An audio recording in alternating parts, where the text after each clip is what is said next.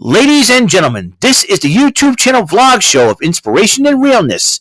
Also, this is the YouTube channel vlog show of positivity, personality, and fun.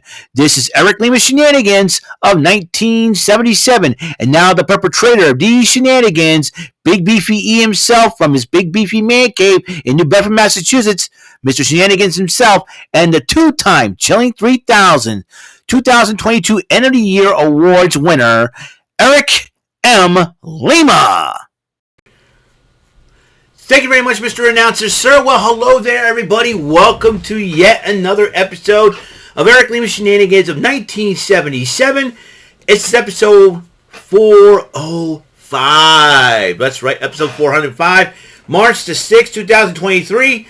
Officially on vacation. Well, technically, yeah. So, basically, it's a 4-hour vacation, basically, each day. You know what I mean? It's like, I got a 4-hour vacation today, tomorrow, Wednesday, Thursday, Friday, Saturday, all that, till I get back to work next Monday. That's right, ladies and gentlemen, sports fans. Today is my birthday. And I want to take this time to thank everybody for the birthday wishes and, and the birthday messages and all that, from my family to my Ruby Tuesday Dartmouth family, my church family, my online family as well. Thank you for your love and support. I do appreciate it. And don't I look good? I just got a haircut, man. And I look got a whole lot better. I feel great. I look great. Haven't eaten lunch yet because I'm going to be ordering something soon. But I'll be ordering something soon, and let me handle it myself, okay? I don't need anybody else to handle it for me. But that's okay because we're going to have a little bit of fun here. We're going to have a little bit of fun. So, hope you guys, I got a lot to do today. A lot of ground to cover because I've been slacking off a little bit over the weekend on a lot of things and just getting stuff done now. It's like, I think when you have a vacation, you have that right to slack off just a little bit, but not as much as you want to. So, yeah, I do have a lot of catch up on as far as my videos because I have not done a Saturday Shenanigan Cave yet. I probably will get to that. I do apologize for all y'all seeking out a Saturday Shenanigan Cave. We had lots of craziness. We did a pilot episode of The Dumb Dingleberries, which is doing very well view-wise. And this past Saturday, I hope you guys tune in a little bit. Tune in to see a little bit of that. You see me, well, I did a little bit of my own video gaming on there, racing up with Uriel Ibarra and David 3000 in some the Mario Kart 8 Deluxe. I was going to hold it off until the new tracks come out this Thursday. This Thursday, the new tracks come out during my vacation. Yes, sir. So we're having a lot of fun. I also pre-ordered for the Bakuryu Sentai Aba Ranger, even though it's already out in Shout Factory. It looks like they're also distributing it on BestBuy.com and Amazon. If you're a Super Sentai fan like myself, you gotta check it out. So I'm looking forward to getting another one. I'm trying to get the Super Sentai DVD sets that have already been adapted into Power Rangers to see the whole thing. So it's been really, really cool. So to say the least. So yeah. So I am at that point where I'm at that point where I'm just very enjoying my life right now and just feeling very, very thankful. And I figured I want to do a thankful post on Facebook. If you're a friend of mine on Facebook, check it out. And just, tell me what you tell me what you guys think. I mean, a lot of people have sent me a lot of love and saying happy birthday and such. I think I got more birthday messages come flying in. And I've got... And yep. A lot of people have seen me. Let's see, a lot of people.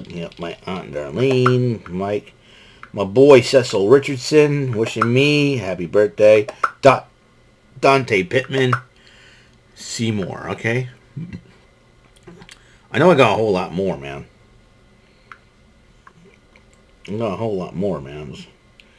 Alright. Yep. Oh, look at this. And I posted it out.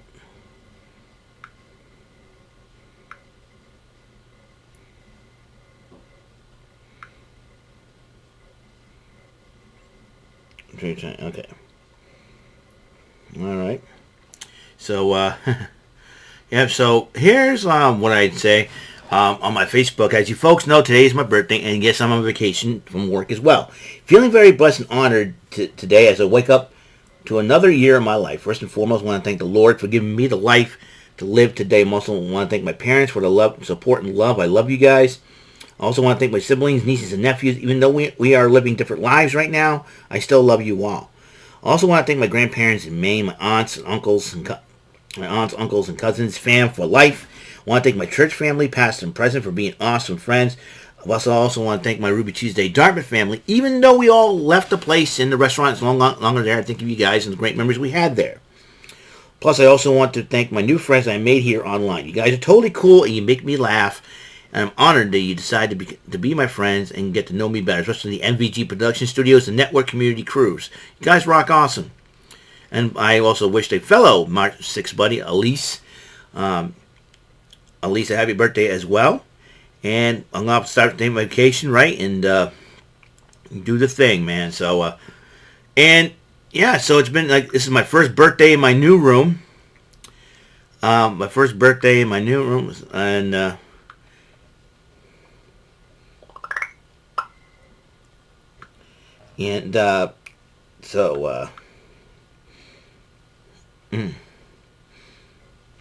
so a lot of people have been wishing me a happy birthday. Lady Aaron, everybody else.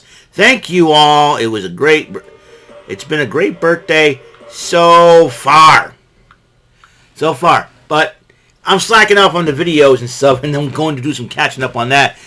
So here's the deal. As you know, AEW Revolution happened last night, and we had a trios match for the buy-in, so to speak. Mark Briscoe, still a co-holder of the Ring of Honor Tag Team Championship title. I don't know how long he's going to be holding on to that.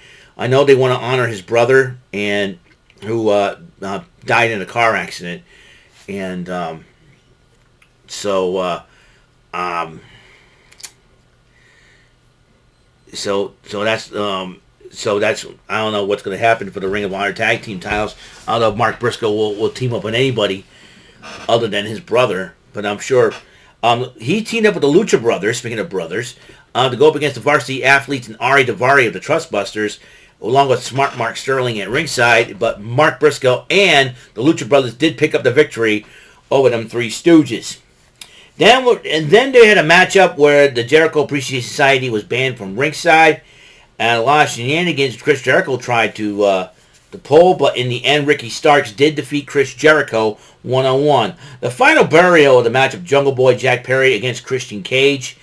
I don't know if this is Christian Cage's last match in AEW. Will he go back to the WWE to confront Edge? You know, a lot of people, you know, I made a suggestion now Christian Cage could come back and be actual leader of Judgment Day, and you know, and Jordan's like, nah, I don't think that's going to be the case. But a one-on-one match, or you know, if Edge needed any more help against the Judgment Day, we can reunite Edge and Christian. You know, that would be something to. It could be another thing they can do. They could fight against the Judgment Day instead of having Christian join it. But Jungle, the freakiest part about that match was when the final burial match happened. When Jungle Boy Jack Perry put Christian Cage in the casket after giving him a kiss, slammed shut the lid, the casket went boom down. I'm like, holy cow! It was like that was the freakiest thing. It's like a hand, like an evil hand coming out quickly, grabbing it, shooting it down. I was like, wow! I was like, holy mackerel! But in the end, Jungle Boy Jack Perry won the match. The Trios title was on the line. The Elite versus the House of Black. There are rumors going around that the contracts of both the Young Bucks and Kenny Omega with AEW are up. We don't know if they're going to come back and all that. After all the controversy they caused with CM Punk and all that, you know, I think they're trying to make it a deal where, I don't know if CM Punk's going to come back or what. We don't know. We really don't know how it's going to happen. But the House of Black are your new AEW Trios champions. You know, I can see a collision course between them and the Embassy. You know, so that'll be the Gates of Agony and Brian and Brian Cage were the current Ring of Honor Tag Team Champions. The AEW Women's title was on the line in a triple threat. Jamie Hayter having Britt Baker in her corner. Saraya will be having the lovely, the gorgeous, and the curvaceous Toni Storm in her corner. And Ruby Riott, nobody in her corner. And then Jamie Hayter ended up winning the matchup. Toni Storm ends up attacking Jamie Hayter. Baker and Saraya fight, but then Ruby Soho throws Storm and Saraya out, claiming that she's finally picked a side, aligned herself with Baker and Hayter. But she kicked Jamie Hayter, dropped Baker with the Destination Unknown, and then sprayed the L on both of them. She's joined up with Saraya and Toni Storm. It seems like to me, I think Ruby Soho will probably explain herself this coming Wednesday on AEW Dynamite. Then the Texas Death Match. Jon Moxley and Adam Page, they both went at it. It was crazy, and even it's crazy to point that both men are fathers, just to let you know. Adam Page did end up winning the matchup. And then the TNT title, Samoa Joe against Wardlow with Powerhouse Hobbs holding that big brass ring on top of the sitting in the skybox seats awaiting the winner of that matchup, because this coming Wednesday on Dynamite, whoever comes out the TNT champion will defend that title against Powerhouse Hobbs. And Wardlow ended up winning the matchup, getting the TNT title back, and now him and Powerhouse Hobbs, that's going to be a collision course for sure. And the AEW Tag Team titles are on the line. The Guns defending against Jarrett and Lethal, a.k.a. Team Slapnuts, Danhausen and Orange Cassidy, and the Acclaimed. And it was a heck of a brouhaha, but in the end, the Guns did retain the titles. And then Renee Paquette interviews them. The Guns say they beat everybody. But FTR made their return, beating up on the Guns. And then we're holding the AEW. Looks like FTR wants to get one last run at those AEW Tag Team titles. Rumor has their contract with AEW could be coming up soon. We shall see. Then the AEW World title on the line in the Iron Man match. MJF defending against Bryan Danielson. These two men went at it. They busted each other up. They bloodied each other up. MJF used his usual shenanigans and chicanery to try to retain his title. And it got to the point where MJF grabbed a cup of water from a woman and dumped it on a child. And that, I thought, we all thought it would be plants, but that was not the case. It was real. It was a real fan. The mother was real. And if that was my kid, I would say brass knucks, I'll knock out MJF myself. But Amanda Huber was there. Some people were over there trying to soothe things over and calm him down. And, man, if I wasn't a plant, saying, oh, do I look like a plant to you? Do I look like a plant to you? You got to warn me, you goomball? You frizzy-haired freak, I hope you lose. You know why you're a freak? Your nose so big you can smell a fart in space. You know what I mean? Anyways, in regulation, it ended up in a tie. They had a sudden death matchup. MJF did end up winning the matchup after using an oxygen tank to hit Bryan Danielson and end up beating Bryan Danielson. So, MJF retains the title. And I say this now, MJF's going to have a bigger bullseye on his back, definitely. So, it's going to be something. After what he did to that young fan, I can guarantee you, MJF will have the biggest bullseye on his back up. And, there's a lot of lightning bolts back in that locker room ready to strike it. And I'm sure Adam Cole is one of them. And I'm sure Adam Cole will get at MJF. I can see Adam Cole challenging Friedman for that championship. And that is all the time we have on this episode of Eric Lima Shenanigans of 1977. The birthday shenanigans will continue in the next episode. Going to play some tic-tac-toe, Martindale Monday still. It may be my birthday, I may be on vacation, but it's still Martindale Monday next. And then afterwards, I am going to make up for Saturday Shenanigan Cade. I said I was going to play Kangaroo. I'm jumping for joy that I'm on vacation. I got a haircut. And I'll look pretty. I'll look beautiful and pretty. I'll look so pretty if you will. Well, Dr. Rose, if you will. Okay. So I will see you guys later. You guys have a wonderful day. And coming to the next episode, until that rolls around, Mr. Announcer, please take us home. That is all for today's episode of the show. This is Mr. Lima speaking for Eric Lima Shenanigans of 1977. A Big Beefy E, doer for Bob Saget production, and in association with A Sweet Bowl for Raving Dingleberries Telepictures and Distribution. Thank you for watching another great episode of Eric Lima Shenanigans of 1977. Until the next episode, goodbye for now.